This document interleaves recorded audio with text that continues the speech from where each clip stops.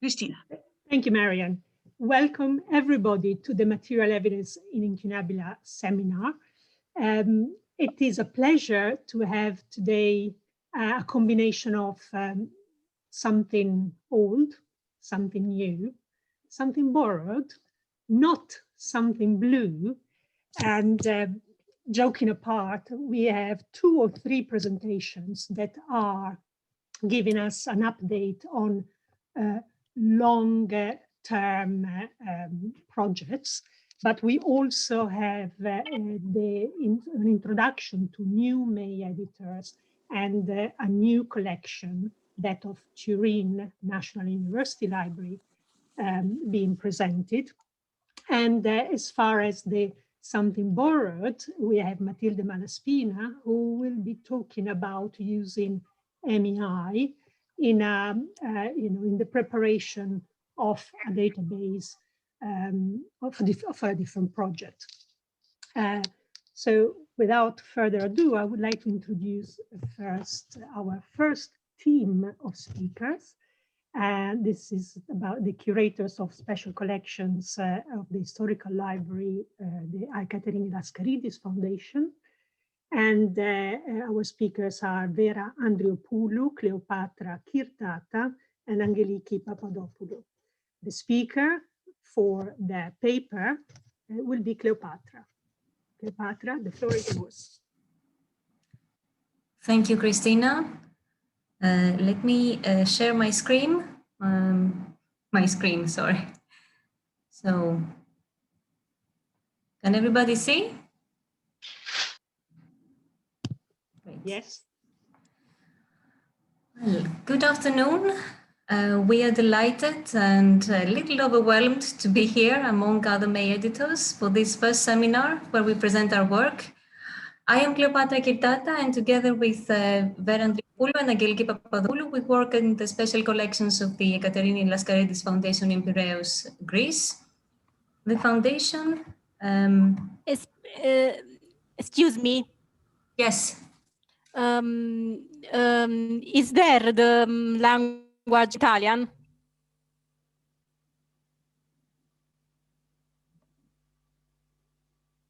Sorry? Is there the Italian language? You mean in the presentation? I am a public library.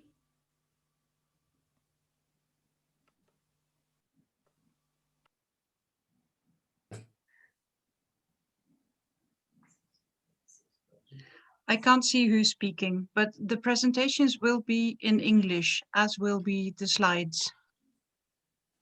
Is only English? Only in English, yes. Okay. The slide is Italian? So, who's speaking, please? I speak Italian. Yeah, what is your name? I am Valentina, and I work in a public library of literature and humanities in Florence University. Okay, well, thank you for joining the session, and you are very welcome. The presentations will be in English, as will be slides. Thank you. Thank you. Should I continue? Yes, please. Okay, let me take it from the foundation. Very brief introduction. The Ekaterini Laskaridis Foundation is a private cultural non-profit institution with a large historical library consisting of individual collections of important scholars and collectors. Its Incunabula collection, large by Greek standards, is currently the second largest in Greece and is still being enriched. Our journey began by cataloging our own Incunabula collection in May, and you can see here an example of our 1500 edition of Ammonius by Zacharias Kalliergis and Nikolaos Blastos. And please also note the interface of the May record is recently translated in Greek by us and by Rini Solomonidi from the Gennadios Library. Systematic research concerning incunables in Greece, covering the whole country, began in the last quarter of the 20th century. In 1980, in his pioneering monograph, Incunabula in Greek Library, in Greece, First Census, Dennis Rhodes combined extensive bibliographical and personal research and brought to light 183 incunables all over Greece, a rather large number by Greek standards. More than 30 years later, in the context of the project 15th Century Book Trade, Dr. Jake de la Roca de Candal retraced Rhodes' footsteps and managed to almost double, in terms of copies, the original list. He and his colleagues, with the support of the Ekaterini Laskaridis Foundation, catalogued in May the Incunabula found in libraries in Athens. They also had a really good start with libraries outside Athens. So in order to begin our own treasure hunt of finding and cataloging Incunabula in Greek libraries, we had to gather up all the clues from Rhodes, from Jerry, from bibliographical sources, from printed and electronic library catalogs, but most importantly, from colleagues. So where are we so far? As you can see on the map, Incunabula can be found all over Greece. However, out of a total of 550 items reported to exist in 56 libraries around the country, a staggering 443 are found in Athens in 21 public and private collections. This number includes the copies already in May and very few more that have not yet been verified. As expected, the vast majority of incunables found in Greece are indeed Greek, while most of the non-Greek ones are found in Athens. In this presentation, however, we will focus exclusively on relatively few books, that is 36 titles in 107 copies found in libraries outside Athens. Early on in this endeavor, we came across some expected and some more unexpected challenges. First of all, the scarcity and dispersion of information. Publications on the subject have been few and far between. Despite the recent efforts, it still remains a subject not very well known in Greece. Most importantly, up until now, there was no common point of reference. Today, with the existence of May, our efforts aim partly at the creation of a network that will utilize May, gathering all relevant information in one place. Secondly, the geographic dispersion, evident from the map. Thirdly, the difficulties entwined with the conditions of the libraries themselves. Sadly, public and municipal libraries are often underfunded and understaffed, while often our only resources are printed or handwritten catalogs. A special case is monastic libraries. We know that a large percentage of incunables are held in monasteries of Mount Athos, which you can see here in the purple cluster, and where access is restricted to males only. But even with monasteries open to all visitors, communications for access to their treasures can still be very challenging. Our final and most unexpected obstacle has been the ongoing pandemic. Before the obligatory break, we had been able to visit 4 libraries. You can see the yellow color, Kozani on the north, and 3 libraries in Crete on the south, and contact another 7. So here are some needed numbers. We are discussing here the 107 copies of Incunabula found in 35 libraries around the country. Most of the books, in fact, 76 copies of them are found in monastic libraries, shown in purple on the map. And all in all, the titles that we have found and their respective frequency did not surprise us. They are Greek works, mostly those that could be used as textbooks, or otherwise facilitated learning Greek. Specifically, 27 titles out of 36 and 93 out of 107 copies are Greek. The most popular title is by far the Lexicon Suida, found in 14 copies. And next come the Alda and Epistole and Aristophanes, found in 12 copies each. In fact, from the 27 Greek titles, 10 are by Aldous Manousius, and there are also works by printers well known for the Greek editions, such as Zacharias Kalliergis and Francesco Dialopa. Only 9 of the 36 titles are not Greek, and the majority of those, 6 titles in 11 copies, are religious works. As expected, the most interesting questions arise when we look at provenance, although it is still too early for concrete results. 52 copies are in May so far, including our own 9 records, but among them are also records of historical copies or incomplete ones. Nevertheless, the questions have already started to pop up, and we expect that as we continue the hunt, so will the answers. One such question is how far back in time we can trace Greek provenance. So far, the oldest confirmed example is from 1689 and comes from Kozani with their copy of the Aldan Aristophanes bearing a dated ownership inscription. Another question worth pursuing is, where were the books before appearing in what is now Greece? We know of at least 2 examples that you can see here, both coming from Istanbul to Rethymno and Kozani respectively. An interesting point, of course, is the use of those books and contemporary reading practices. Most of the copies we have examined are rich in marginalia, and from most examples, we can assume that some, for example, Aristophanes and the dictionaries, were used for learning Greek. Moreover, as expensive and important family assets, they could be used as a family registry of sorts, as is the case with the Kozani Aristophanes, which was used to record family deaths. You can note maybe the dates in several places, noting the deaths, and also even information about an owner's inheritance, which you can see here, a list of agricultural products with the prices on the right, which were sold after the owner's death. Last but not least, we would like to create a census of named Greek former owners and hopefully even recreate parts from their libraries. Earlier, we mentioned the many challenges inherent, more or less obviously, in our endeavor. But there also have been many rewards, intangible and tangible. We had the opportunity to visit historical libraries and meet colleagues with common goals and challenges. We thank them all for receiving us so willingly and hospitably. That gave us both the motive and the means to publicize the library's treasures and the personnel's work, not just in May, but also in the blog we created for this purpose, and where you can find more information about all the examples shown today, and also in all formal and informal opportunities. Besides all these valuable but still collateral gains, the main goal of our research itself was achieved beyond our expectations already from these early stages on the project. We had the opportunity to confirm the existence of known incunables and, more importantly, to add to the census, mainly with copies from Crete.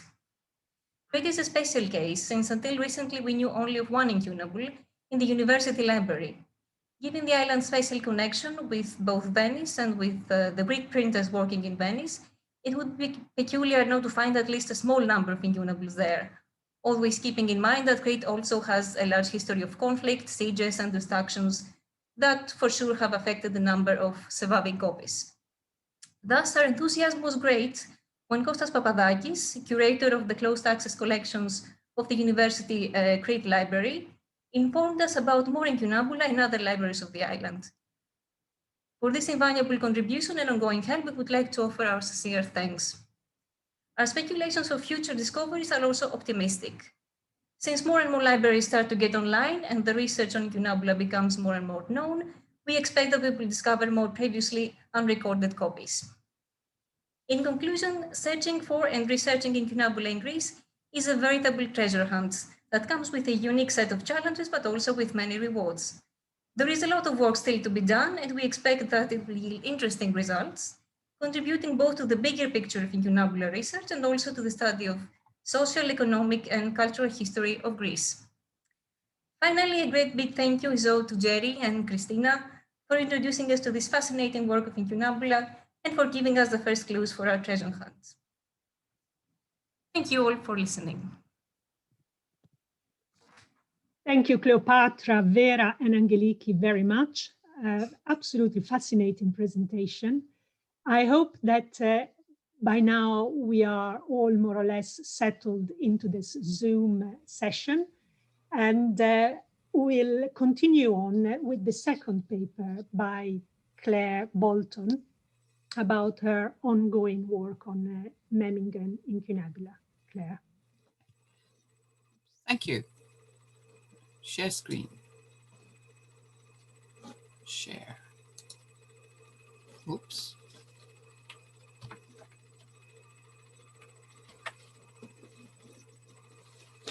We're getting there. I need to go back to the beginning. I closed it down at slide number 2. Right. Okay. Memmingen is an historic walled town in Bavaria in southern Germany with about 44,000 inhabitants now. I came across the Incunabula collection through my printing research, where I was given generous access to the stack and permission to photograph anything I needed. The collection comprises almost 600 editions, but with little information about who the owners were. There are few records and no donors book. From the statistics here, you can see where the majority were printed and that it's been possible to identify over half the bindings, of which almost half of them were bound in Memmingen. There may have been more, but some of the tooling on some volumes is very faint, or the boards are missing, or the volume has been repaired.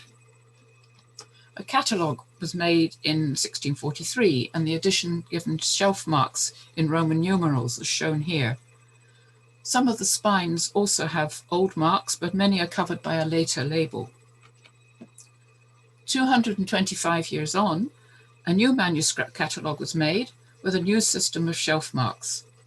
This has been the key system for finding editions until today. Hein numbers were added in the early 1900s by Ernst Fries, and the collection was added to ISTC in 1986 using the Hein numbers as a basis. There was no link from 1868 shelf mark to ISTC until I provided a concordance about 3 years ago. There is some evidence from provenance inscriptions. About 47 editions belong to Petrus Mitter de Caprarius, head of the Antonia House in Memmingen, and a serious book collector. They form the basis of Memmingen's Incunabula collection. A few editions also came from the Augustine order in Memmingen, and 44 editions are part of a collection made by the Seyfried family for the religious school from the mid-17th century. Some inscriptions are easier to read than others. These all have Memmingen connections.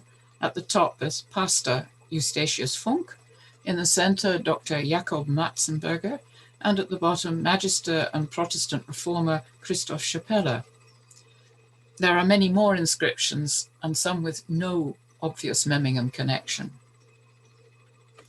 I'm just, in the time we have available, showing a few highlights. These are the earliest printing in the collection, which were from Peter Schoeffer's 1458 Canon Missae and used as binding covers on two small octavos in the mid-16th century. There's 71 copies of this indulgence, never issued, still in their 2-up format, with point holes in the gutter. As a gift to the printing historian to be able to see 71 copies of the same item. There are 10 unique editions in the collection, 5 of them printed here, printed in Vienna, and bound together, with paste downs from yet another unique edition from Vienna. Albrecht Kühne was Memmingen's Incunabula printer, and this is a complete Memmingen book. It's printed in Memmingen on Memmingen paper and bound in Memmingen.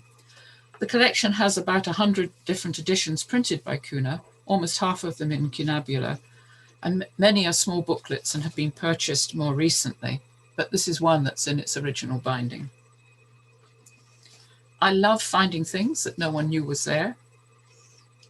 The hand-drawn illustrations of the theatre sets were copied from wood blocks in a later edition printed by Pruss, either in 1502 or 3.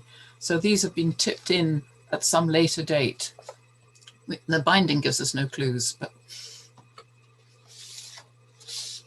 as mentioned above, the collection is strong on its local bindings. There are 4 main binding workshops in Memmingen: Kiris 109, 110, 176, and Sternfrei. There are other bindings from Cologne, Augsburg, and Leipzig, and other German towns, but none from other countries.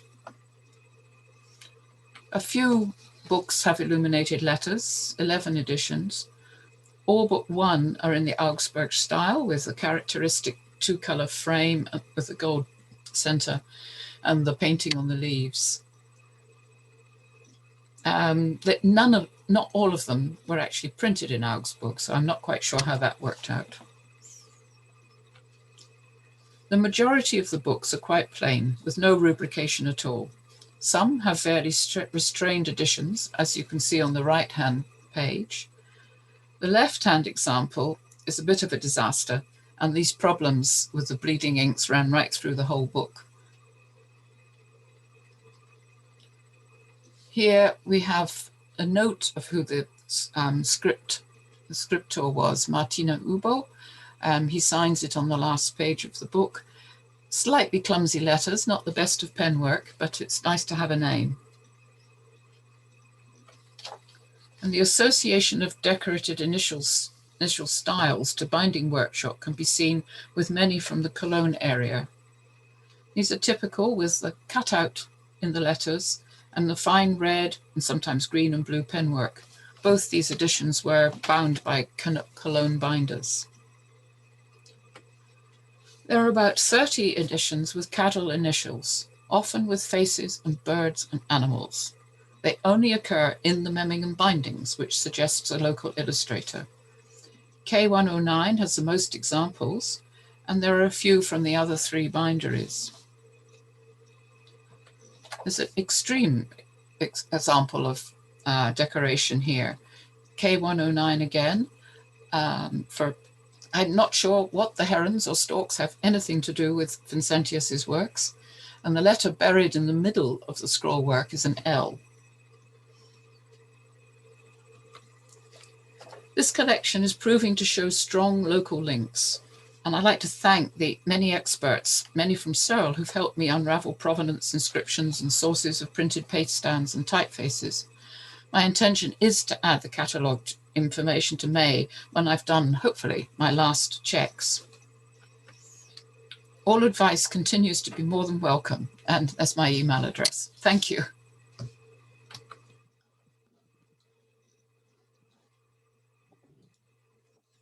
Thank you, Claire, very much. I'm sure we'll hear more about some of the very impressive images that you showed us. But for now, we move on to the next presentation, which from John Goldfinch, and about some new insights in the British Library collection. John. Thank you. Let me just get my, right. Is the presentation there? Yes, thank you. Good. Really what I wanted to talk about is how the archaeological approach that May research takes is bringing new insight to an otherwise pretty well-known, well, what we think of as a pretty well-known collection at the British Library. I just want to look back at the catalogues that we have at the British Library. British Museum began to publish its monumental catalogue of Incunabula, the BMC, in 1908. Its aims and methodology were set out by BMC's main editor, A.W. Pollard, in a long introduction to the first volume, which is still worth reading if you have a mind.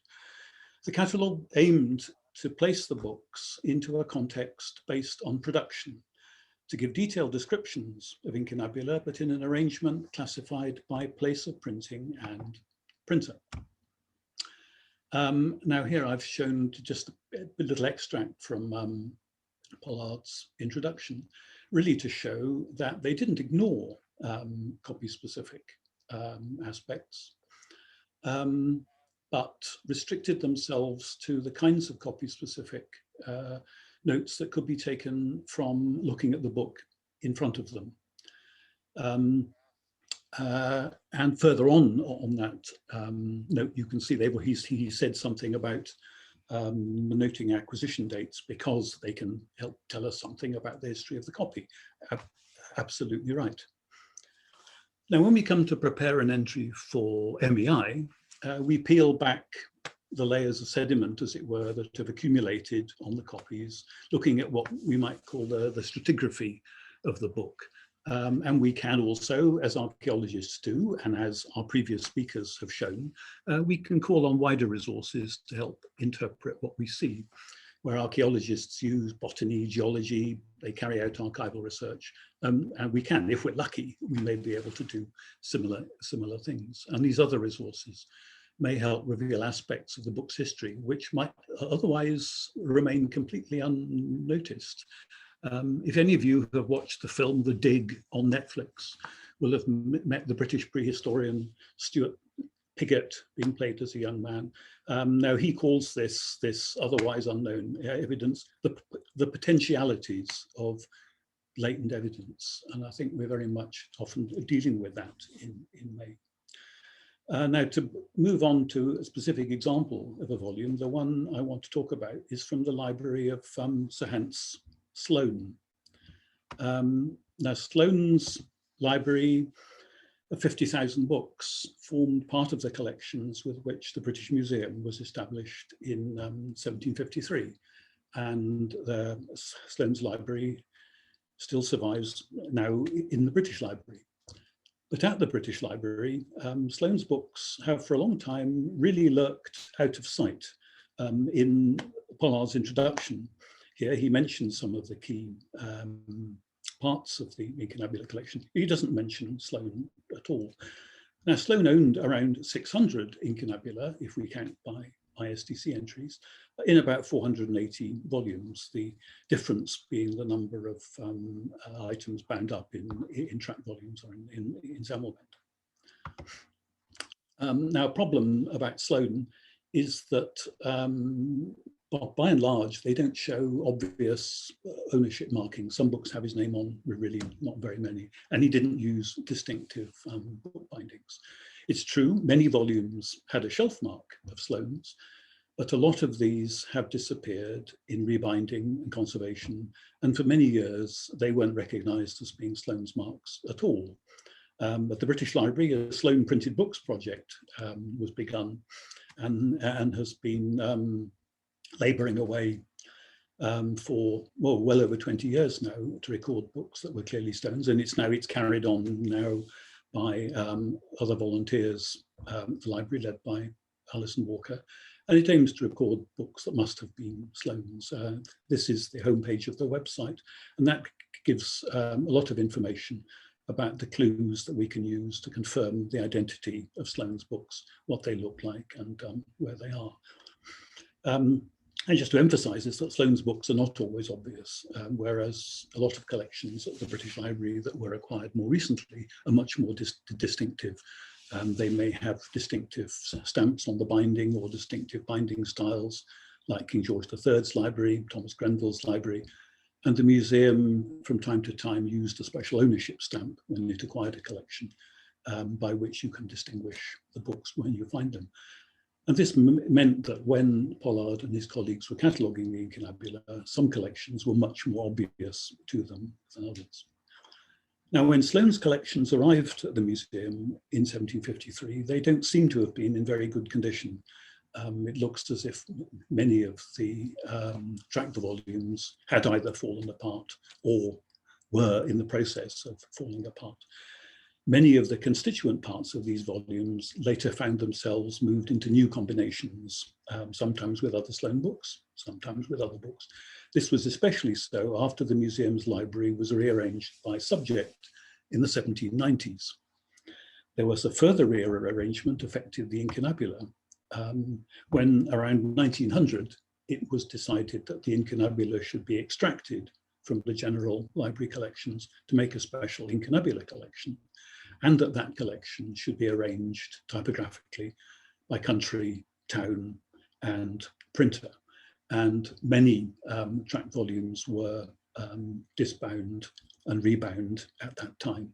Again, losses to end leaves, to fly leaves, to damaged leaves, which often have information about provenance. And throughout this time, from the 18th century through into the 20th, the British Museum undertook regular disposals of books that it regarded as duplicates, including many Incunabula. And of Sloane's 600 editions, there are perhaps 100 now that can't be found at the British Library. And so far, I've managed to find about 45 in other places. Now, paradoxically, it's the lack of visibility of Sloane's books that proves to be the clue to finding them. BMC has recorded acquisition data and ownership data for books where it's obviously present. So if they haven't recorded anything, and they usually haven't recorded anything for books acquired before about 1840, because before 1840, by and large, the British Museum didn't put easily datable marks in the books, we can be pretty sure that something acquired before 1840 is more likely to have come from Sloane than from any of the other sources. We can reinforce this clue by the use of archival evidence in the shape of the library catalogues that Sloane himself kept. Now, for a long time, these were lost to view. They were somewhere in the museum and were certainly unknown when A.W. Pollard and his colleagues started to catalogue the Incunabula, though they are now with the library's Sloane manuscripts, and there's also a separate catalogue for Sloane's medical books. Now, using these catalogues, because it's an accessions list as well as a catalogue, we can trace Incunabula as they were acquired by Sloane, and then try to match these entries with copies now at the British Library. And in particular, it's possible now to put the individual Incunabula editions back into the contexts into which they were acquired, enabling the reassembly of many of the dispersed tract volumes and to make discoveries about the provenance of individual items. Well, now here are two entries taken from the BMC catalogue, and here I have to say I'm enormously grateful to Karen Limper-Hertz, the present Incunabula curator at the BL, for the work she's done to get BMC scanned and online. I wouldn't have been able to do this presentation without it. And of course the copies, which she's now following up, getting scans of BL material onto the website. Now, from Sloane's catalogue, we can tell that in 1707, he acquired 28 incunables, bound in 15 volumes, one of these being a tract volume with 5 folio tracts in it, 4 printed in Nuremberg in 1477, and a Cologne printed book of 1471. 3 of the Nuremberg items were printed by Friedrich Kreuzner, the other was by Koberger. These two descriptions here are of the first two of the Kreuzner books as they appear in the museum catalogue. Now you can see with the one on the left, the Attestatio, there is no note of provenance, but the copy description shows the cataloguer was aware that it had been bound with 2 other books. When we look at the copy note to the second book, we can see that the cataloguer has by now noticed that the 3 items have similar decoration. But of course, he has no way of knowing, and it would have, and it was a he had no way of knowing that the original volume contained 2 further items. These are the descriptions of the other 2, the Cologne Augustinus and the Koberger Burley, and you can see the catalogers have made no connection between them.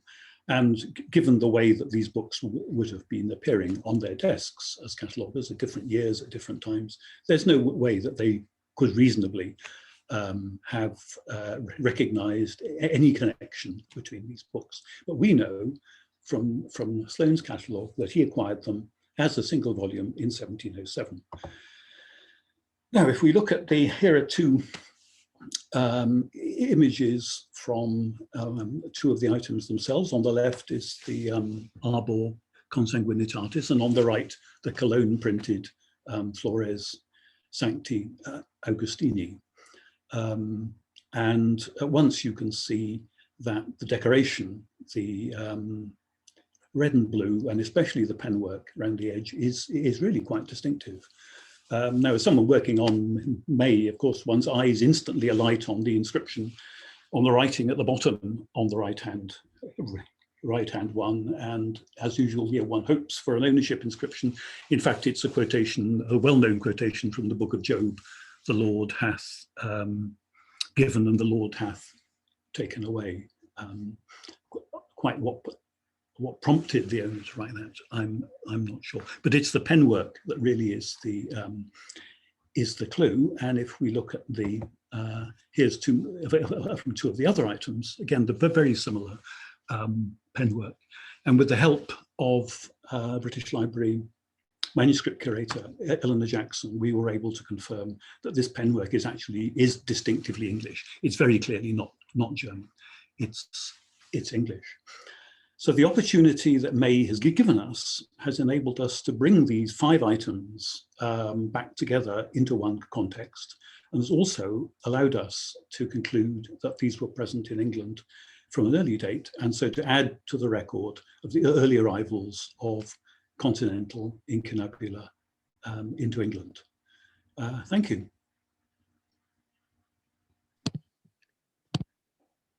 Wonderful. Thank you, John, very much. I've recorded this English style penwork because it's not obvious. And I think we should probably publish it also on the May pages, the one where we have various images that help us in the general identification, as this would be incredibly helpful. We move now on to the 4th paper. You managed to switch off the screen? Yes. Great. Thank you. So our 4th paper is given by Matilde Malaspina on the Libros de los Epitomes and the Library of Hernando Colón. Matilde. Do you see everything? Yes. Brilliant. Okay, since a few months, I have started working as a postdoc at the University of Copenhagen on the so-called Libro de los Epitomes, one of the many tools developed by the early 16th century collector Hernando Colón to manage his legendary library, which counted more than 15,000 books when Colón died in 1539. The Libro was recently recognized and is part of the Arna-Magnian collection bequeathed to the University of Copenhagen by the Icelandic scholar and antiquarian Arni Magnusson in 1730. I'm still getting acquainted with the subject of Colón's library, which is vast and complex and was undertaken in the past by more authoritative researchers than me, beginning from the very years when Hernando was still alive. Also, due to the pandemic, I haven't yet been able to visit the Biblioteca Colombina in Seville, which still holds around 1/3 of Colón's collection, and most of the sources related to the library that I will mention in this talk. However, one must do what one can do. So I started my work in November researching different aspects about the content, the materiality, and the cultural context of production of the Libro.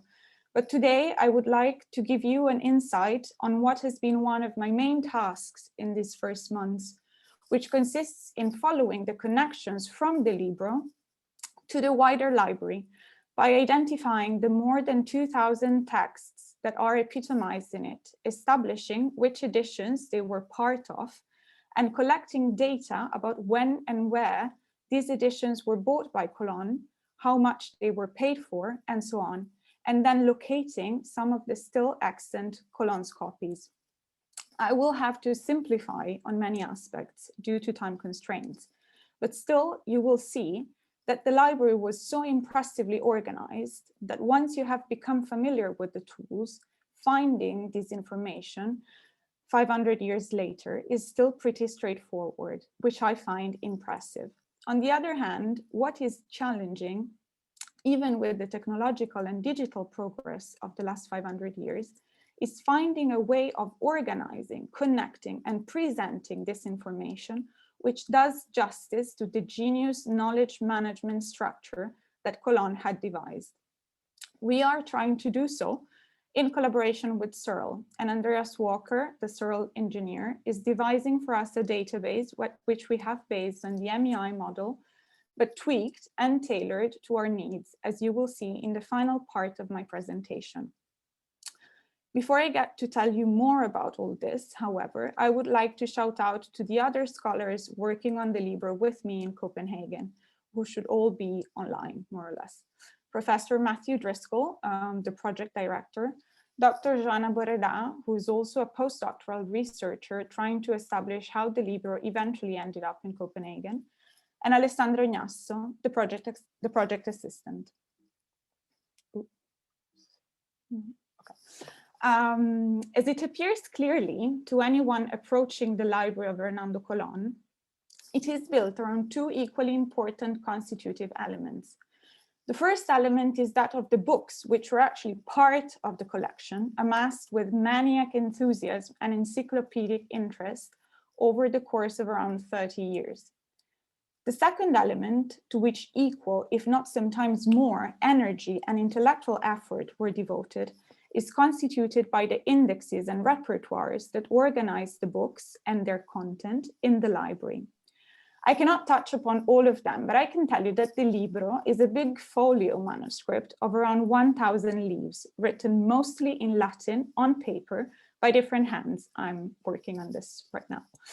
It contains the clean copies of around 2,300 abstracts of texts contained in around roughly 1,500 editions, which were part of the library. These numbers are obviously provisional as we're working on the material at the moment. Some of the rough copies of these abstracts still exist and are collected in the so-called borradores owned by the Biblioteca Colombina, which I haven't unfortunately yet been able to see. The abstracts were probably started to be compiled around the mid-late 1520s. On the reason behind the production of abstracts of the books in the library, which are closely related to the ultimate intellectual objectives of the library itself, there are several contemporary accounts by Colón himself and by people close to the library. For now, it will suffice to say that the abstracts were meant to provide the potential readers with a synthetic, clear, and impartial idea of the content of a certain text, in order to let them understand whether that book was actually interesting for their reading purposes, and if they wanted to go on and read it in full, or perhaps to buy it. In fact, on the side, I believe that, among other things, this habit of producing abstracts must have had a lot to do with the still relatively new features of the printed books and their commercial aspect, and the related habits of printers when they were selling and advertising them. Normally in the Libro, each text is epitomized separately and has an entry number. Multiple texts printed in the same edition are usually epitomized one after the other. On the other hand, the Libro very rarely gives bibliographical hints about the editions where these texts are contained. In other words, it does not deal with the bibliographic form that that specific text had in Colón's library. Therefore, no imprint information whatsoever would be normally included. This is partly explained, I think, by the fact that Colón would sometimes have editions of a certain text replaced with newer or better ones. In this slide, you see part of a typical entry of the Libro. I will not examine it in full. I will only go through the transcription and translation in English of the first few lines. You will see that it begins with the mention of the author and of the title of the work. Petrus Burrus, Patria Tomacensis, Canonicus Ambianus, varia poemata se edita, in novem libros distribuere ac congruenti subjecto moralia carmina denominare voluit, quibus et si sententiarum maxima insit. So it starts mentioning the author and saying that he wanted to collect and divide his moral compositions, moral poems in 9 books and call them Carmina Moralia. And then the epitome goes on describing the structure of the text, and in this case, its division in different books. So to give a taste of this work to the readers, we start from the division in different books. So the first 4 here you see, around the middle of the text, it says primi quattuor per odas dispersiuntur and so on, quarum duo, and then it describes the content of the first 2 books. And then it goes on describing the content of the third, of the fourth, the fifth book, and so on. So my first task for these past few months working in the project has been to identify the texts that are epitomized and the editions that they belong to. Although the Libro in itself does not strictly relate to bibliographic nor provenance matters, it is a perfect entry point for exploring the incredibly articulated mechanism of Colon's library through at least some of the other indexes and repertoires that we will now see briefly. So from my epitome here, which is number 257, I know that Colon had in his library a copy in some form of this text. Once I have identified the author and the title of the literary work in question, which in this case is Petrus Burrus Carmina Moralia, I can move to the Abecedarium B, which is an alphabetical index of the books in the library, of the works in the library, organized by author, or when missing, by title or incipit. On the Abecedarium B, which is organized in columns, as you see on the left side of the screen, I find the author's name followed by the title of the work that I'm interested in, Petri Burri, Carminum Moralium, Libri Novem, cum commento Ascensi. The title is followed by a series of numbers that are encoded in a very specific way. The last number in the full rectangular frame refers to the epitomes and is, as we know, 257. This obviously allows immediately to counter-check the identification from the epitome to the Abecedarium B. The middle number, 97, in a rectangular frame open on the top, refers to the index of the Materias, another register of the library, which organizes the books by subject, and that I will not consider today because we don't have time.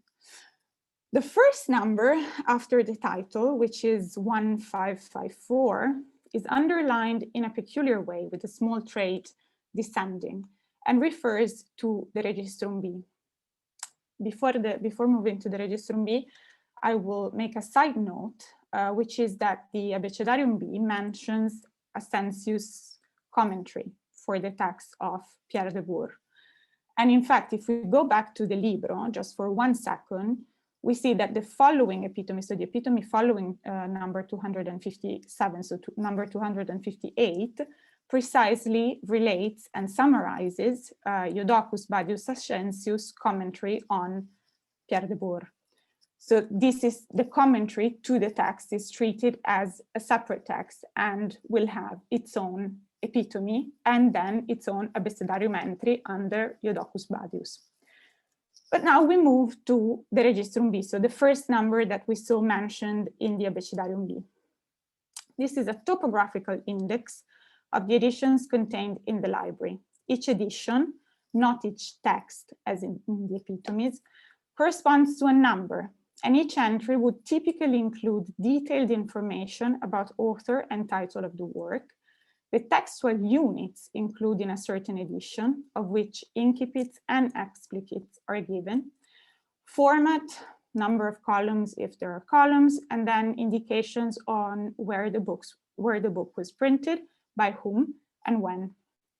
Obviously, this imprint information is taken from the colophons of the books themselves. So it is included in the Registrum B when available and easy to find in the edition. This means that the absence of imprint information in the Registrum B does not necessarily mean that the edition was sine notis. The colophon might not have been in an obvious position, or the final part of the book might have gone lost at some point and not been available to who prepared the entry for the Registrum B. Manuscripts were a minority in the library, but they were present and they were almost always specified in the Registrum B. So the Registrum B is the place where we would find this text is a manuscript. After information on imprint, the record includes information about the binding, if the book was bound, place of purchase, price, currency, year, month, and sometimes day of purchase. In this case, for instance, the final part of the entry reads Impressum Parisis anno millesimo quingentesimo terzio, die 20 marzi est in quarto, costò in Colonia 30 pfennigs por hebrero de 1522. Clearly, the information about the imprint makes it straightforward to pinpoint to the very exact edition that Colon was referring to. In this case, it was easy to identify in the Heritage of Printed Books database. In the book, of which there are online copies and so on, the colophon says that it was printed in Paris, animadversione ascensiana, on the 20th of March, 1503. When there is no information on the imprint, the check of textual units that are part of an edition against the digital reproductions of different editions of a certain work printed before the date of purchase by Colon are an obvious way to identify the one corresponding to Colon's description. One important note on the Registrum B is that as different epitomes can refer to different texts printed in the same edition, multiple epitome numbers can correspond to one single Registrum B number. The following step in the process of identification is to check whether we can still pinpoint not just to the specific edition, but at the very copy owned by Colon. And in a lot of cases we can, because many of Colon copies are still owned by the Biblioteca Colombina in Sevilla, which also owns most of the documentary sources related to the collection, and that has a very useful online catalog where we can find notes on Colon's provenance of each book, which is still part of the collection, obviously, if it was a Colon's book. Our copy of Pierre de Bour's Carmina Moralia is in fact still owned by the Biblioteca Colombina. And here is the related entry in the Colombina online catalog. We have the modern Colombina signature, 2224, plus the transcription of a note that Colon would put in every book at the moment of acquisition, and that we can compare to the one in the Registrum B to ascertain the correspondence of the two registrations. In our case, the note in the book says, este libro costò in Colonia 30 pfennigs por hebrero de 1522, y el ducado de oro vale 296 pfennigs, está registrato 1554, very similar to the entry that we found previously in the Registrum B, which has the number 1554. In these notes left usually by himself in the book, Colon would add to the Registrum B data information about the conversion of the currency in which he paid the volume against the Spanish ducat, and sometimes other details, such as when the book was a gift, who was it from, specific notes about the content, and so on. The data on the conversion of prices is particularly interesting for economic historians, and more so since Colon was buying in a variety of currencies, of which his indications allow to establish the value against the Spanish ducat in very specific years. Sometimes the information about where Colon bought the book has helped historians to reconstruct bits of his biography and travels, although the assumption of his presence at the act of purchase must not always be taken for granted, as it is known that he also had a system of agents and emissaries buying for him. Here you have two cases, unfortunately not from our Carmina Moralia copy, but from other copies of the Colombina of these notes. The first one reads, costò esta oración 4 quatrines en Roma por julio de 1516. Está registrado 2994. And the second, este libro me dio Simón Verde en Sevilla por noviembre de 1509. Está registrado 3374. Excuse my Spanish, which is awful.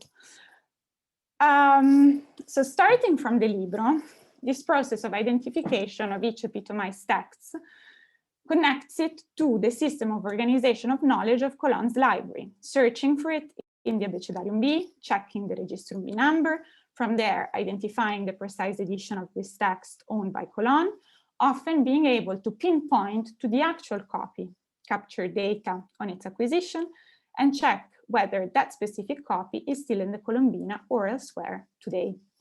On this, I should make one important note, which is that a similar kind of work had been initiated with an extremely solid and data-oriented approach by a team of Spanish scholars led by Klaus Wagner, University of Sevilla, José Manuel Ruiz Asensio, University of Valladolid, and Tomás Marín Martínez, University of Madrid, who in the early 1990s managed to publish the first 2 volumes of the Catalogo Concordado de la Biblioteca de Hernando Colón. In the Catalogo Concordato, as you see here in a sample entry, they follow the Registrum B order. So obviously we start from the Libro, they start from the Registrum B because they had it at the Colombina, of which they have published up to entry 1,200 out of 4,231, and link the Registrum B entry with its corresponding entries in the other catalogs, including the lists of autores, materias, ciencias, proposiciones, and abecedarium A, that I was not able to cover today, obviously for time constraints. They did not have the Libro at their disposal, and they didn't even know that it was in Copenhagen, but they had the rough copies of the borradores, from which they took the epitomes that they could find and published them in the text of the Catalogo. Out of the around 2,300 epitomes that I'm working on in the Libro, around 1,000 pertain to editions that are included between entries 1 and 1,200 in the Catalogo Concordado, and they were therefore already considered by its compilers. To go back to our identification, you will have realized that the amount of data that I find myself with by the time I get to the end of one record is huge. And this is data that at some point we as project will want to share with different audiences in different forms. This data includes textual data, so transcription of the epitome and of the related indexes, bibliographic data on single editions, acquisition data on single copies, so place and date of purchase, price information for single copies, binding information for single copies, information about the value of single currencies at very specific times, Colón's related provenance, so notes on the books themselves, but also how these notes match with the reading practices in the library that we can analyze through how the text of the epitomes were written, and information of on the current status of the single copies and later provenance, whether they're still at the Colombina or somewhere else or lost. All this combined with images that obviously we want to include, to give a better idea of the whole thing, images from the Libro or perhaps even from other sources. One of the challenges of this work is therefore to find a form to organize the bibliographic and provenance data that links with the texts and the images of the epitome, and to put this data at disposal of users and researchers in a sensible way, allowing different kinds of entry points in the library and search and browsing functions. All the books in the Libro following the epitome's order, all the books following the Registrum B number, all the books printed in Venice and bought in Medina del Campo or somewhere else, all the texts by a certain author, all the books bought in January 1522, and so on. Another big challenge is to put this information in context, connecting it in the ecosystem of studies and research and cataloging projects that several scholars and libraries around the world are undertaking and that concern the early production and circulation of printed books and manuscripts. This is especially valuable, I think, for some of the aspects, such as the information concerning provenance evidence, obviously, and prices. We are currently working with Andreas Walker and members of the CERL committee to build a tool that will be organized,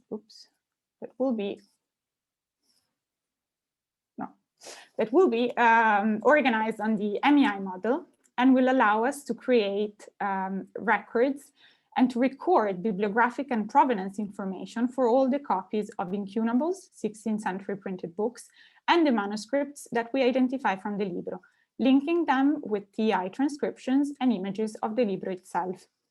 I will not go into much detail on this because the database is not there yet, and Andreas is literally building it. And I hope that you will hear more on this topic in the incoming months. But very briefly, the MEI model seemed perfect for us for a series of features, such as the automatic extraction of bibliographic data from the CERL ecosystem, which avoids duplications, retyping, and mistakes. Structure of the provenance evidence in sequence, particularly relevant for us to trace the movement of the book from where it was printed to where it was sold to Cologne to Seville. Geolocalization of the evidence, classification of period, subjects, and keywords, particularly relevant as well, as Cologne himself had indexes for the materias, the ciencias, and the proposiciones. And then the concept of historical copy, which allows MEI editors to record provenance evidence for copies of which we know about from inventories, accession lists, and auction catalogs, and which is obviously particularly relevant in this context, because with less than a third of Cologne's books surviving in Seville, and many copies already identified in libraries all over the world, some will certainly be lost forever, sadly, but thousands are potentially still to be found. So the precision and the clarity of Cologne's registration system allows us to create very specific historical copy records for copies of precise editions that we know were at some point part of his collection, but we are unable to locate today anymore. With the more and more developed cataloging systems that we now have, listing more and more surviving copies from the 15th and 16th century, and with the constantly raising attention that many libraries are paying to provenance, it should be fairly straightforward in the future to ask all the libraries that have copies of a certain edition to check if their copy is the one that once belonged to Cologne, an operation that in theory should be facilitated by the colophon note that we have seen above.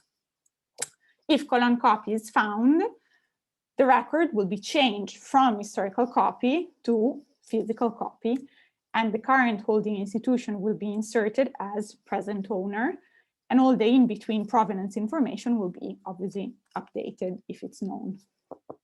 As I said, we're also making a series of changes to tailor the MEI model to our data. Some of these are listed here. You see them in the slide, and they are the extraction of bibliographic data from HPB as well as from ICC, and the possibility of adding some free text for the bibliographical description of manuscripts.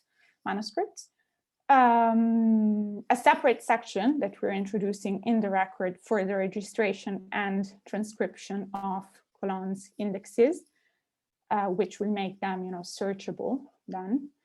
A separate section again that we're introducing for the data pertaining to Cologne's acquisition, which we hope is going to be more immediate to retrieve rather than the usual provenance sequence. We're doing this because this is a really important aspect, obviously, of the library and of Cologne's collection. And then the systematic linking to digital images of the Libro and the digital edition in TI of the text. When we started thinking of the challenges presented by trying to reassess the place of the Libro in the library and all the data related to it, it seemed beneficial to have our project embedded in the CERL ecosystem, which offers reliable and stable bibliographical tools for incunables and 16th century printed books, suitable existing models to record, organize, and search very specific provenance evidence in books, but also to share and compare it with other data sets, specialized professionals able and willing to work together to tailor the existing models to specific projects that will then connect with the rest of the CERL ecosystem. And then a large community, obviously, of librarians and scholars who work together and share information, knowledge, discoveries, but also questions, suggestions, and doubts for the common goal of preservation and valorization of rare books. Obviously, the work that we're doing now always starts and is limited to works and editions included in the Libro. However, I hope that the solid structure and network of CERL, in combination with the efforts and knowledge of the Biblioteca Colombina and its librarians and scholars, and with the help of modern digital technologies, might take us in the direction of a virtual reconstruction of the library over the next years. This, in fact, was already one of the wishes of Tomás María Marín when he wrote the introduction to the Catalogo Concordato in 1993. For the time being, I thank you for your attention, and I hope to be able to update you on other aspects of this work in the future. And obviously, if you happen to have Colon's books in the collections that you study or manage or curate, please do get in touch. Thanks.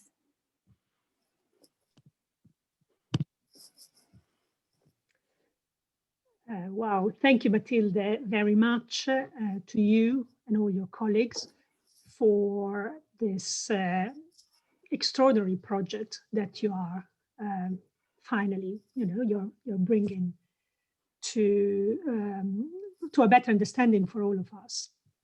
And we are glad as CERL to be able to contribute to that, because you say this will be helpful certainly for your project, certainly for the scholarly community at large, and also to stimulate similar challenging reconstruction of libraries with the tools that altogether we are creating. But we can discuss more at the end of the presentations. So thank you again. And now I would like to introduce the team from Turin. We have Fabio Uliana from the Biblioteca Nazionale Universitaria in Turin, and Chiara Rosso and Alessandra Panzanelli from the University of Turin. And the presentation will be delivered by Alessandra. Floor is yours. Thank you, Cristina, very much. Can you hear me? And can you see the presentation? Yes and yes. Okay, perfect. I'm very pleased to present the results of a collaboration which has just started here between me. Fabio, as you said, is the head of the Rare Books and Manuscript Reading Room at the University, at the National Library of Turin, and Chiara, who is a research fellow of paleography here at the university. They are both very good scholars, both young scholars, are willing to start joining the MEI group of editors. This collaboration is also started within the frame of a formal collaboration established between the library and the university, because we have started also a new postgraduate course for archival library and cultural heritage studies. And we did this in this course. Next year, a laboratory will take place at the University National Library. So we just met a couple of times because both Chiara and Fabio do not need to be trained on the analysis and descriptions of manuscripts or early printed books. They only needed to be shown how MEI works. And we met a couple of times to start working together with Incunables. A few numbers about this collection, which is a very important one in Italy. There are 1,249 Incunabula in the National University Library of Turin, and about 70 of them are already in MEI, especially the Ebraica ones, because Bertagna recorded them a few years ago within the 15th century book trade project. A recent overview on the whole collection is provided by this catalog of exhibition, where you have a number of descriptions and the whole list of the incunables and number of provenances. So it is an overview from which we started the study of the incunables. We started with this copy because it was interesting for myself, especially because this is a law book. I'm keeping working on law books, both manuscript and printed editions. And by looking at this copy, which is interesting in itself, because of the decoration, and it is, as you can see, an edition printed by Janson. So it was really interesting from this point of view. We found this interesting note. A man, a friar called Petrinus Dadustis, claimed in 1528 that he had given his own goods to start a new library. And this library was started in honor of the Virgin, of God, and also of St. Francis. This man wasn't unknown because a similar note had been found already in one manuscript here and 3 other incunables. Information on the man and the copies in the catalogue of the illuminated manuscript of the National Library, and also in a recent study devoted to the very important convent of the friars, Franciscan friars of Chieri, which is a small town near Turin. Used to be a very important place for convents of both Dominicans and Franciscans. So you can see here that another incunables had this note, and this incunables is also very interesting because this is one of 6. I mean, it's a collection of the comments of Niccolò Panormitano on the decretals, and considered to be 6 volumes of the same edition. So we went through these all the books, and we found other illustrations, other miniatures, very similar to the other one, and very interesting from the point of view of the expressions. The artists seem to represent clearly what is written in the text. In this case, we have a proemium, so probably Gregory, who is the author of the text. This other note, which is very similar to the other one, is on the last volume of the collection. And this last volume is the only one missing the first leaf, where the rubric Desponsalibus is written, and possibly there was a scene of a wedding. All the others are made according to the text. We have here De Judicis, and you can see some documents shown to a judge, possibly. Here, De Probationibus. And again, De Exceptionibus, you can see people talking and making exceptions on something. Here, the Vita Clericorum, with friars gathered all together listening to one of them. Now, the book with which we started this recording, this analysis, is the Liber Sextus Decretalium, which is also part of a group. This is less obvious, though, because this group is the group of the Corpus Juris Canonici, which is made of different texts with different headings. So if you don't know this, you don't conceive it as a part, as a whole. And the 3 of these 5 parts were also printed in Venice by Janson. So we went to look at these 3 other books, and we found that they had very similar hand.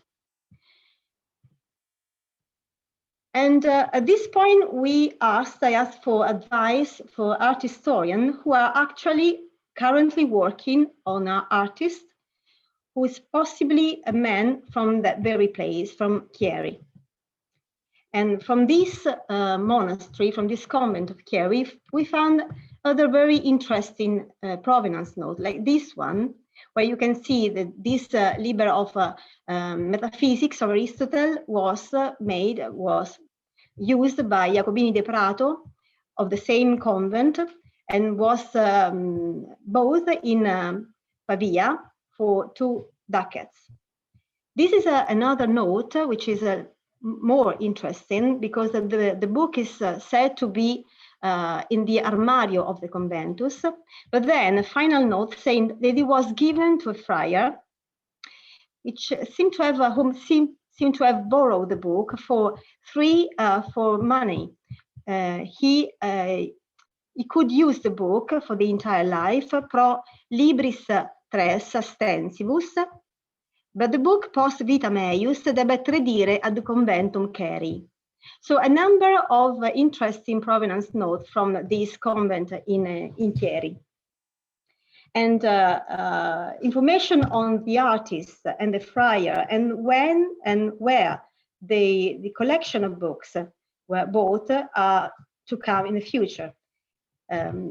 Here, a last provenance from the same convent was also a frater urbanus, also a friars, unc librum emit, de elemosinis sibi concessi. So he bought the book with the money he was able to collect.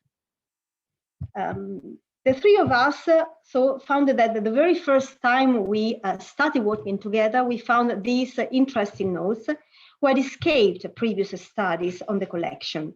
And the convent of Chieri is not the object or study of none of us, because actually Fabio is going to study to recall the books coming from a very important library, the one once belonged to the Cardinal Domenico della Rovere and today at the National Library. Chiara Rosso has been working on the Abbey of San Colombano in Bobbio, which is a very well-known library. She's been working on the manuscript collection and now started working in the Incunabula collection. As for myself, I'm keeping working on law books as I started within the 15th century book trade, and I'm going to work on both manuscript and later editions. But as for the incunables, I'm going to record the Incunabula once in the Savoy Duke's Library, the Grande Galleria. So more information, more details in the next future. Thank you very much.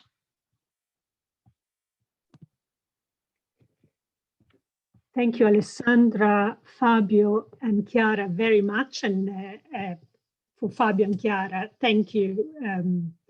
Welcome to the family. And let's hope this is going to be like the beginning of a very long friendship. And one most important that we are seeing in this presentation and others, that is expanding beyond Incunabula. I will start immediately with a consideration before then opening to questions to all our viewers. And one is that it is so logical for all of us to work on collections that are made of manuscripts, incunabula, and later printed books. Unfortunately, it is still so difficult in practice to accommodate a sensible way to bring that information together. That is something that CERL has, and its focus on provenance for over decades at least, has been trying to find a solution. And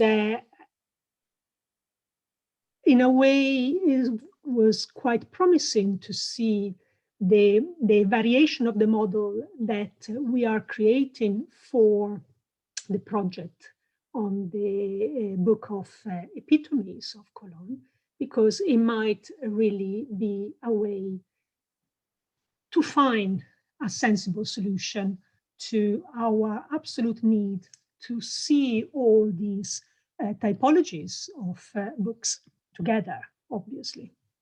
So thank you, all of you, because really, as ever, when we have presentations by NEI editors, they touch upon many aspects on the physical book, on the archival importance to support it, and collections that are large and very small.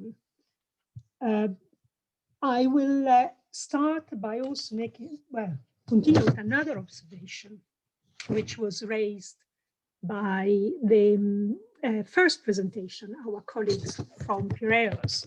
And you clearly saw how one of the largest challenges has been, but also great enjoyments, I would say, has been to go around the country and explore collections that were not known to have incunabula. So this is particularly true of monastic collections. This is wonderful because they are bringing collections to the attention of all the scholarly community, and our constant communication with ISTC and GW means that whatever MEI editors on the ground discover, that gets communicated straight away to the large international and completely interoperable set of databases. I might just add that just before starting the seminar, I received a communication from yet another MEI editor who was bringing to the attention a collection we didn't know about of incunabula, and that is from Luciana Pedroia in Switzerland, who notified that there is a Capuchin small community in Faido, and they have 11 incunabula. And this, of course, is more of what Anna Scala from Sicily discovered going around Malta over the summer, despite the pandemic. So I think it's amazing how MEI editors are going around the world, discovering new books we didn't know they existed, and bring it into a single place where they are at the same level as books from well-known collections, and all together contribute for our better understanding of the impact of early printing to contemporary societies and later on. With that, I would like to see if there are any questions that anybody would like to pose to our speakers. Yes, there is a question from Meg Ford. Meg Ford asks, I would love to hear more about any incunabula that seem to have been in Greece from the 15th or early 15th century, or early 16th century probably, or indeed about any evidence of an early trade between the Greek regions.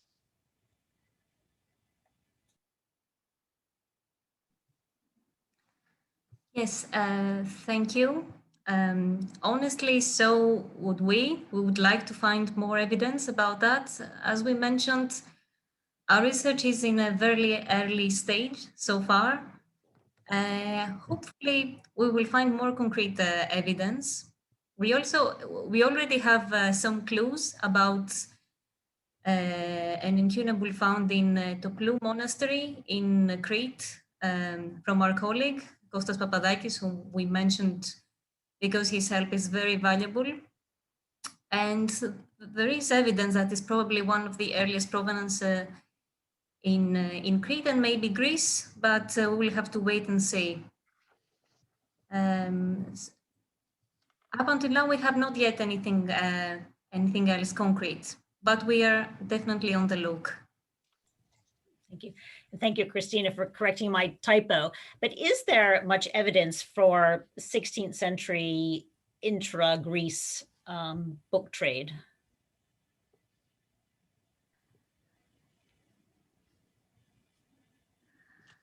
I don't think I can answer right away this question. We do know there were books. We do know there were manuscripts, and they were still in circulation much later after printing was very much the common practice in Western Europe. We know certainly of religious books and books used in churches.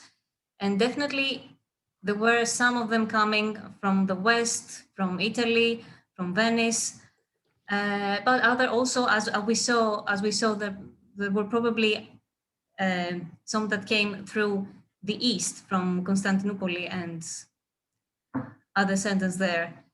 We have to do more research on that, and maybe maybe study a bit more about this subject, because to be honest, it's not exactly our area of expertise. We have like the general knowledge, but it's still something we should look more into. Sorry, I can't be more specific at the moment. If my colleagues want to add anything, perhaps. No. Well, you're gathering important data, so that can be analyzed later. Thank you. I just like to say that I was also so impressed by the early provenance that we saw in these books, which is already way more unusual than what we generally see in Greek books circulated around Europe. So it's basically, yes, we look forward to see what else is coming out, and then you pasting it together. Thank you. There is now a question from Eric White. I will ask Eric to maybe read your own question. Oh, thank you. Yeah, I'm sorry to have arrived late. My apologies. But I was excited to turn on the screen and see Claire's slide of binding waste with the Canon Misai. That must be a recent discovery, and I think an interesting one. There's so few of those. So if I could ask your indulgence, any way to repeat the details of that binding context? Hi, Eric. Off the top of my head, no, and I'm in the wrong computer. No, fine. So, but yeah, I found the poking around. I mean, you start with what you think are the real books, and then you start going up and down the stack and seeing what you can find and saying, oh yes, that looks like printing, it's not manuscript or something. So I found these two pieces which hadn't been picked out before, which was quite exciting, and sent them to Oliver, who wasn't quite sure. And then I looked at them again and I thought, I'm sure that's, you know, Peter Schurfer's type. So I went with that and was able to find from Bodley's digital copy which leaves I had. And they're two separate leaves. They haven't both come from the same leaf at all. They're not even one half of the same leaf. They've both come from one's 2 and one's leaf 3, and small pieces of them. So you wonder where the rest of them might be. I think that they were, to me, they're not wildly exciting, small octavos printed locally in southern Germany, but not in Memmingen in 1550, 1560. And they're covering those. And that's really all I know about them at the moment. I don't even know where that binding was done, perhaps locally. I found other books with early leaves from other early printings, but they were on account books and sometimes in the 17th century. So whether presumably there was a binder still working through Memmingen, and where he got these fragments from, I don't know. It would be nice to find the other bits of these leaves somewhere where they went, but it was exciting to see them. Yeah, that's great. And I have some notes on the other fragments that survive and their binding context, so we can. Right, I will email me and I'll send you the right stuff. Yeah. Super. Thank you so much. 2 and leaf 3, as far as I remember. Thank you. Okay, I will ask now Neil Harris to pose his question to John Goldfinch. Yes, hang on, I'm just sorting out there I am. Hello, John. Yes, one thing about the old British Library, which of course a lot, and even the present British Library, was of course that in the arch room, the Incunabula from the beginning of from late in the 19th century, were placed in proctor order. It wasn't just an invention of BMC, it was actually a physical arrangement. And I was just wondering about pressure there, shall we say, with rather tatty miscellanies, to possibly disbind them so that they could be placed in the appropriate order. And that might, I think, have contributed to, shall we say, this dispersion of pieces. And the other thing, yes, I don't dispute the attribution to England, but of course, shall we say, England items are few and far between, and I've seen relatively few of them myself. It's just that not so much in the sort of pinks, but in the reds and the blues. If I'd seen that, I'd have said France rather than, certainly not Germany. But I was just wondering if you could say a bit more why England rather, I mean, or is this just an early Brexit impulse? No, I looked with my manuscripts colleague. We looked at a number of items in the BL collections. You had to hunt down the penwork, and it just came as the more we looked at, the more clearly it appeared to be English. So that was why we came down for English. I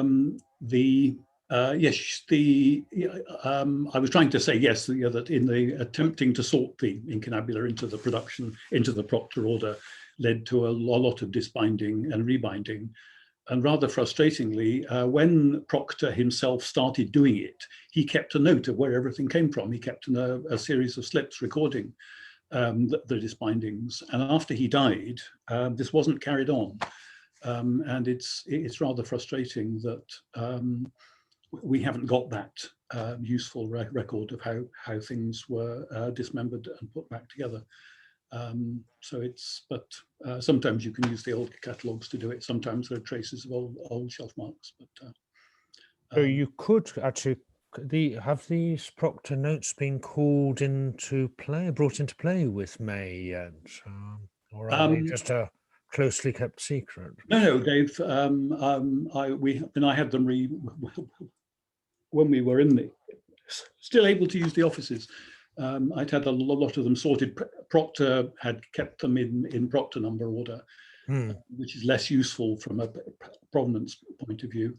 And I attempted to use them to try and see what we could do to reconstruct tract volumes in the context from which the incunables had been taken out.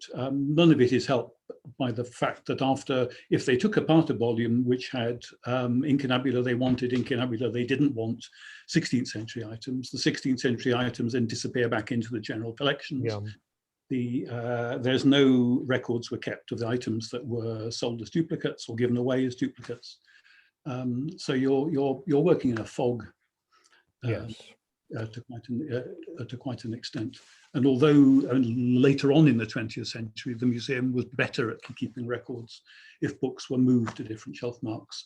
In the early, before the First World War, that seems only to have been done if people could be bothered to do it, as far as I could see. So and those records are now all in the British Library buildings in Boston Spa. They aren't at the London end. So. Good. Thank you, John. I will ask Nigel Ramsey to pose this question to Matilde Malaspina. I hope I'm audible now. Yes. Yes. The query was about Cologne, whom I first came across when I heard a talk at the British Museum under the auspices of Prints and Drawings about his collection of engravings. The speaker, who I think was Peter MacDonald, said that it seemed that Cologne wanted to acquire a copy of every engraving that he could. And yet the libro that we heard about showed an interest in text very much. And I was fascinated at the comment that he was ready to get rid of one edition if a newer, better edition came out. So the query is, do his records of the books make any mention of illustrations, or did he compartmentalize printed books as texts and engravings as another section of his library or collection? Thank you. It's a topic that is particularly interesting to me, obviously, as well, because I have been working on early printed illustrations within the 15th Century Book Trade Project and beyond. As for Cologne, the thing, as I understand it, is more or less like this. The collection of imprint is a collection of which we know the inventory, which was, studied and published by MacDonald and so on. And it's a separate thing. So it was something that he had in the library, and it was a separate thing that then had its fate. So he sort of had this idea of a separation between the books and the figurative, let's say, imprints. As for the books and what I'm seeing now, illustrations are not very much an object of discussion and remark in the epitomes. They definitely are in the Registrum B. So in the Registrum B, he would make a note, and he would make clear if the edition contains illustrations. I think it's more for descriptive purposes rather than specific interest in illustrated editions per se, because obviously the presence or absence of illustrations for him was a criteria which could, help identifying a specific edition that was the one that he had in his catalog.